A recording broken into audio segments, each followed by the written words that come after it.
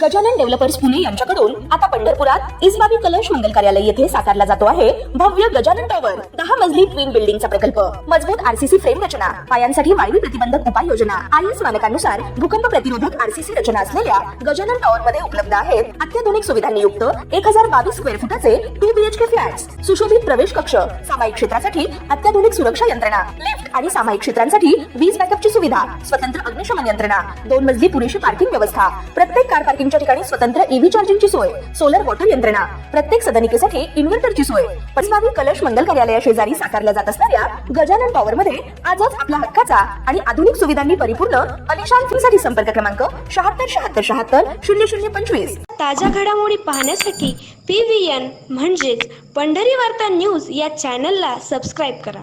सोलापूर जिल्ह्याची जीवनदायिनी असलेल्या उजनी धरणाच्या पाणीसाठ्यात वेगाने वाढ होत असून धरण लवकरच मायनसमधून प्लसमध्ये येण्याची चिन्हे दिसू लागली आहेत।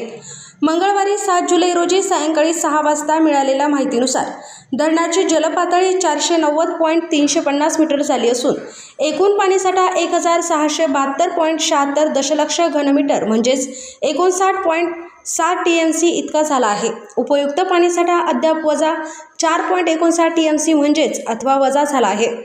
धरणात दौंड येथून तब्बल 1,56,187 क्युसेक पाण्याचा विसर्ग उजनीच्या दिशेने येत आहे। भीमा खोऱ्यातील धरणांमध्येही मोठ्या प्रमाणात पाणीसाठा वाढत असल्याने उजनीत येणाऱ्या पाण्याचे प्रमाण आणखी वाढण्याची शक्यता आहे। उजनी धरणाची पाणीस्थिती सुधारू लागल्याने सोलापूर जिल्ह्यातील शेतकऱ्यांना मोठा दिलासा मिळाला आहे।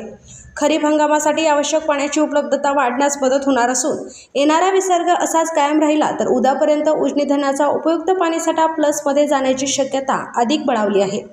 मात्र उजनी धरण जरी प्लस पातळीत येणार असले तरी अरबी समुद्रात आणि बंगालच्या उपसागरात निर्माण झालेली चक्रीय परिस्थितीमुळे निर्माण झालेला कमी दाबाचा पट्टा कमी होऊ लागल्याने पुढील 4 दिवसात पावसाचे प्रमाण घटेल अशी शक्यता वर्तवली जात आहे। त्यामुळे यंदा उजनी धरण 100% भरण्यासाठी सोलापूर जिल्ह्याला दीर्घकाळ प्रतीक्षा करावी लागू शकते अशीच शक्यता वर्तवली जात आहे।